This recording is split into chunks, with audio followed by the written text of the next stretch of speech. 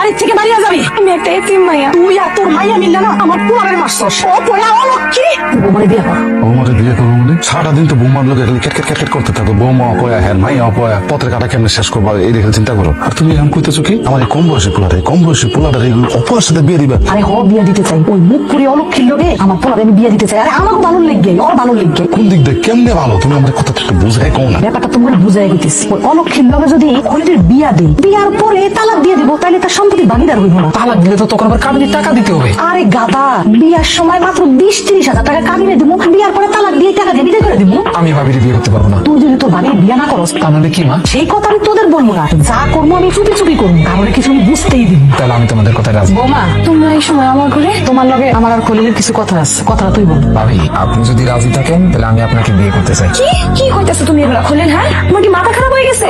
এতদিন তোমার আমার নিজের আপন ছোট ভাইয়ের মতো দেখছি, তুমি কি না আমার বিয়ের কথা বলো? এখনকার দিনের মাইয়ারা স্বামী থাকতেও না দেবর লগে বাইকে গিয়া বিয়া করে। তোমরা তো তা করতেছ না, তোমার স্বামী নাই, তুমি খলিলে বিয়া করো, সমস্যা কি? সমস্যা আছে না। আরে আমি এতদিন আমার নিজের ছোট ভাইয়ের চোখে দেখছি তারই স্বামী হিসাবে ছি।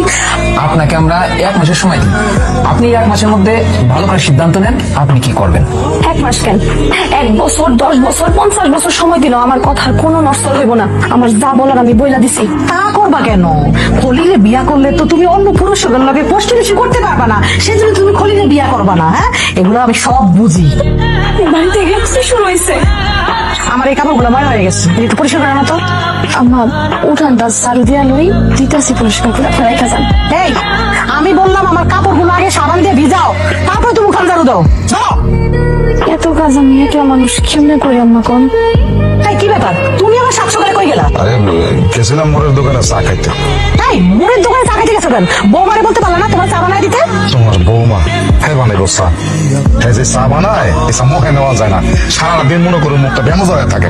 ঠিক আছে, কালকে সকালে কইবা তোমার চা বানাই দিতে। চাটা যদি একটু খারাপ হয়েছে তাহলে অমনি মুখের মধ্যে বাইরে দিবা। ও এটা অবশ্য ভালো একটা কথা বলছো। খিদে তো লাগছে আমার, সহ্য হইতেছে না। বৌমাকে তাড়াতাড়ি খাওয়ান দিতে কো। ঠিক আছে বলতেছি। বৌমা, এই বৌমা একটু দিকে আসো তো। আম্মা ডাকছেন আমারে? হ্যাঁ তোমার ডাকছি। তোমার শ্বশুরের খিদা লাগছে, বাদ দাও। ভাত দিব, আমার রান্না তো হয় নাই। কি এমন রান্না হয় নাই? এই মুখ পুরি অপয়া, রান্না করতে এতক্ষণ লাগে কি লিখা? বেলা কয়টা বাজে?